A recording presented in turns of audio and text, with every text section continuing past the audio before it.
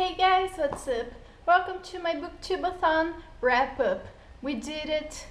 Congratulations to all of us. Applause, applause, applause. Okay, so I'll be walking you guys through my week of Booktube-a-thon, and I failed, but I could have failed more, if you know what I mean. I failed, but not miserably. I just failed. As we all know, in day one of Booktube-a-thon, I was in a massive reading slump, and then I picked up a book that I knew that I always fly through, and the book is The Hunger Games by Suzanne Collins. I started this book, but I didn't fly through it as I usually do. I got through 120 pages or so. That was it for the first day. In the next day though, I finished this book and it has like 400 pages, so I read the 300 pages, and the ending of that book already made me sad, and it's not even the saddest of the books. So I just ended my reading for that day so I could heal emotionally, so in the next day I could pick up Catching Fire. As I said, in the next day I picked up Catching Fire, and it was day 3, and I started and finished this book, which is also 400 pages, and I was happy, and I love this trilogy so much. I flew through this book, I got out of my reading slump, thank God. And after that I watched the Booktube adaptation for this book, and I cried again because pain. In day 4 I obviously started Mockingjay and I finished it, and it was hurtful, but this time I read the book so carefully and I got some answers that I had been searching for in this book that I didn't catch the first times I read it. And I did a blog post about it. I'll link it down below if you want to know my headcanons and my answers to myself. Things that you don't usually notice because you're rushing through the book, and I wrote them down so I could remind myself of what had happened. So with this book I finished the challenge that it was to start and finish a series, so I finished the Hunger Games trilogy. On day 4 I obviously needed something lighter, so I picked up Anne and the French Kiss by Stephanie Perkins, and I reread it, and it was great as usual. This book is always great to read and reread, and the ending is so cute, so cute. I even wanted to start Lola and the Boy Next Door, but I didn't because I had other books to read, and I didn't read the books that I should have read, but I didn't start Lola either. On day 6 I picked up other book from my TBR, that is Aristotle and Dante Discover the Secrets of the Universe, and this was the first time I read this book.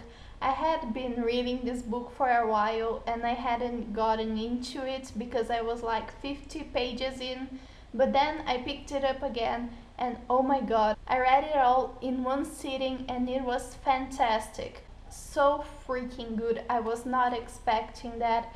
I thought it was kind of boring, it had a slow start, but then it picked up and it was amazing. Seriously, it was brilliant. Like, I love it. It's one of my new favorites. And it got me up until 4 AM and I messed up my sleeping schedule again.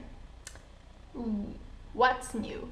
After such an amazing book and just one day left of readathon, I didn't feel like reading anything else because I felt like I had such a productive time, fulfilled my reading needs, if you know what I mean. No, that sounded weird, but you know, I had read that new fantastic book, so I didn't want to read anything else, and I ended up reading nothing of his last bow, and I failed. And I failed the challenges of reading a classic. But on day 7 of Booktube-a-thon, I had ordered this book for a while. It had arrived in my house for a long time now, like a week, not that long. But I felt like reading it and giving it a try because I was so excited to read this book, because everyone raves about it. So I picked up Unravel Me. I made the mistake of buying this book because it had a pretty cover and I already didn't like the first one, but people told me it would get better in book 2, Juliet wouldn't be so annoying and there would be lots of Warner, and I was like, yay! Nope, not happy with it. I read like 57 pages of it, and I am going to get through this book sometime because I bought it and I have to read it, and it's so big. Oh, I don't feel like reading it.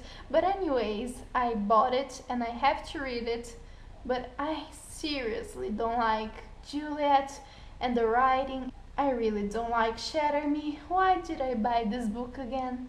Why? Pretty cover, that's why.